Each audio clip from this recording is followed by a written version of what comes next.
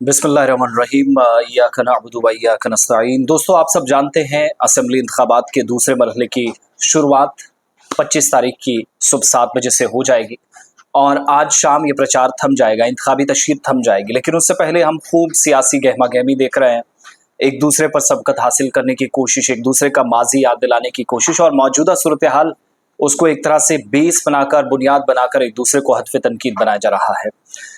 इस दौरान बयानात, पैगामात, एतराज़ात, सवालात का सिलसिला भी जारी है और एक और पैगाम रुकन पार्लियामेंट, साबिक रियासती वज़ीर जंगलात और माहौलियात का भी चार्ज इनके पास था, साबिक रुकन असम्बली कंगन, वस्ती कश्मीर से इनका ताल्लुक, लेकिन जनूबी कश्मीर और खित्ता पीर पंचाल के अंदर इस वक्त नुमाइंदगी कर रहे हैं।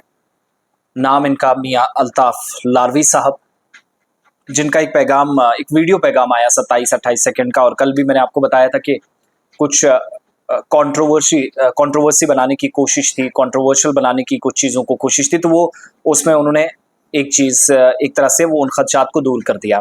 आज उन्होंने एक और ताज़ा अपील की। ये अपील मैं आगे चलकर आपको सुनाऊंगा, लेकिन उससे पहले याद रखिएगा कि मजहब, ज़ात पात, इलाक़ाई बुनियाद पर तफर्रुक़ पैदा करना, फ़िरका वाराना हम आहंगी को ज़ख्म पहुँचाना, नुकसान पहुँचाना, वोट तकसीम करने के नाम पर एक दूसरे को लड़ाना, खुदा के लिए वो तमाम सियासतदान या जो तमाम सियासी जमातें हैं जो मुख्तलिफ हिस्सों के अंदर रहते हैं, काम कर रहे हैं, सरगर्म हैं और अपनी सियासी किस्मत का फैसला 8 अक्टूबर तक वो मुंतज़िर हैं कि होगा, उनसे हमारी गुजारिश है कि वोटर को बेवकूफ़ या अहमक बनाने की कोशिश ना करें। हुआ यह है कि एक जमात कहती है 370 हमारे मंशूर में है, रियासत की खुसूसी या आईनी हैसियत जो कॉन्स्टिट्यूशनल वैलिडिटी है वो उन सारे मामलात को हम दोबारा दिलाएं जो हमसे छीने गए। दूसरी जमात कहती है कि किसी की हिम्मत नहीं है कि वो 370 को वापस ला सके।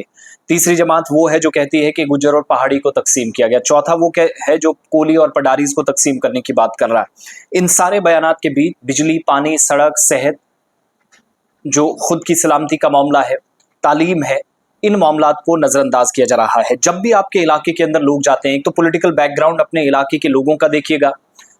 मैं तवज्जो इस तरफ इसलिए दिला रहा हूं क्योंकि अभी पिछली वीडियो मेरी चल चुकी है इसी चैनल पर, आप देखिएगा कितने क्रिमिनल जो आपके दरमियान वोट मांगने के लिए जा रहे हैं, कहलाते लीडर्स हैं, लेकिन हमारी नज़र में वो इसलिए सो कॉल्ड लीडर्स हैं।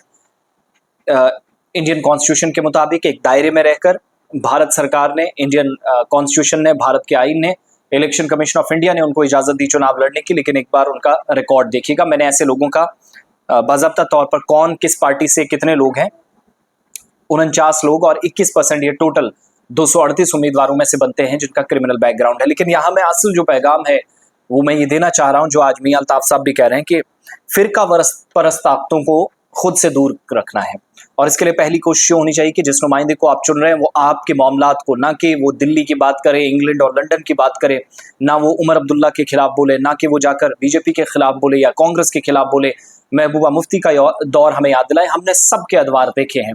वक्त गुजरने के साथ साथ चीज़ें तब्दील होनी चाहिए। अब गले से पकड़िएगा अपने लीडर को, कल को जो जीत कर आएगा, लेकिन उससे पहले वोट का सही इस्तेमाल करें। और मियां अल्ताफ लारवी साहब ने ये बात भी कही है। दूसरा, उनके बयान को लेकर कंट्रोवर्शियल चीज़ें खड़ी की कि मैं सोशल मीडिया पर कल से सारे बयानात का तज्जिया कर रहा था। जो मैंने मुशाहिदा किया कि अभी भी चंद लोग, वो जो खुद को कुछ मोबाइल जर्नलिस्ट कहलाते हैं, बदकिस्मती से किसी तंजीम का शायद हाथ उन पर नहीं है, इसलिए बेकाबू हो गए हैं। सरकार के कवायद व ज़वाबित जो गाइडलाइंस है ministry of information and technology की, वो शायद उनके लिए माना नहीं रखती। अदालती अहकामात उनके लिए माना नहीं रखते। मॉडल कोड ऑफ कंडक्ट लगा है, वायलेशंस पे वायलेशंस किए जा रहे हैं और ये कहते हैं कि एक लीडर फलां को इसको वोट दीजिएगा, उसको अपील करने की कोई ज़रूरत नहीं है। लोगों का अपना मन है, वो रिवायती सियासी जमातों को, नई सियासी जमातों को, आज़ाद उम्मीदवारों को, हिज़्ब इख्तिलाफ को या हिज़्ब इक़्तिदार को मैदान में लाएंगे। It's all up to them. मगर असल बात यह है कि जो आपके इलाके के अंदर अमन, शांति, खुशहाली, तामीर व तरक्की, बुनियादी मामलात पर तवज्जो, बिलखुसूस आपके इलाके का तरक्की का जो ज़ामिन, उसका एक उसके पास रोड मैप हो, एक नक्शा हो, ऐसी हिकमत अमली हो कि कल के जाकर वोट डालने के बाद आपके बच्चे ना कहें कि हमसे वोट डालने के बाद गलती हुई, ऐसा नुमाइंदा चुन कर लाइएगा।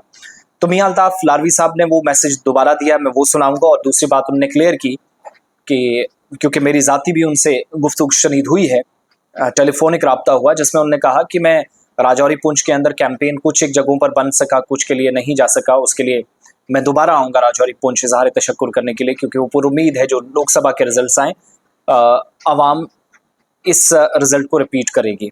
और पिछले दिनों ना आना, सेहत की खराबी भी एक वजह उन्होंने बताई, और दूसरा चूंकि वो इस सारी कैंपेन के बीच अपने बेटे के लिए जो अपना उनका फर्जंद है मियां मेहर अली, उनके लिए भी कैंपेन कंगन से कर रहे हैं, तो इसलिए कुछ चीज़ें हैं वो छूट रही थी, तो वहाँ पर भी उनको जाना ज़रूर था। लेकिन सेहत की भी खराबी का हवाला उन्होंने और उनके ख़ानदानी ज़राए ने भी दिया है, और उनसे खुद मैंने जैसे शुरुआत में कहा कि मेरी बात हुई है, इसलिए कंट्रोवर्सी से बचा जाए। और कुछ लोगों ने नाज़िबा कलिमात का इस्तेमाल किया है, गैर ज़रूरी, गैर इंसानी, गैर समाजी या गैर इखलाकी तज्ज़िया और तबसरा किया, उस चीज़ से बचने की ज़रूरत है।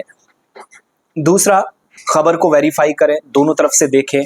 अगर जो जर्नलिस्ट है या जो तज्ज़िया और तबसरा करने वाले लोग हैं, पॉलिटिकल पंडित्स हैं, एनालिस्ट हैं, वो बिल्कुल भी अपने हिसाब से कोई बयान नहीं बनाते हैं, वो दूसरे की बात भी सुनते हैं, ए, बी और सी, फिर डिसाइड करते हैं कि तीनों में बयान में कहीं तज़ाद तो नहीं है।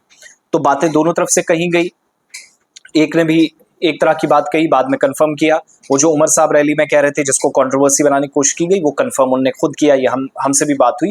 दूसरा, वोट आप अपनी मर्जी से दे, जो आपको अच्छा लगता है, इसके लिए तो हम अपील नहीं करेंगे, ना ये हमारा काम है, ना हमें कोई फ़र्क पड़ता है इस चीज़ से। मगर अवामी मुंतखबा हुकूमत का मतलब फिर अवामी मुंतखबा होनी चाहिए, आपने चुनी है, आपकी सरकार होनी चाहिए आपके लिए काम करने वाली। बाकी मामलात पर दिन में चूँकि राहुल गांधी भी सुप्रीम कोर्ट पहुँचे हैं, वहाँ पर उनकी तकरीर हुई है। अब श्रीनगर के अंदर जलसा होगा, वहाँ की तकरीर भी जो है वो बल्कि हो रहा है जलसा, उस पर भी वो मैं आपको सुनाऊंगा, आप ज़रूर इसी चैनल पे मुकम्मल तफसीलात देखेंगे। बहरहाल मियाँ साहब का पैगाम मैं चलते चलते आपके नाम कर रहा हूँ।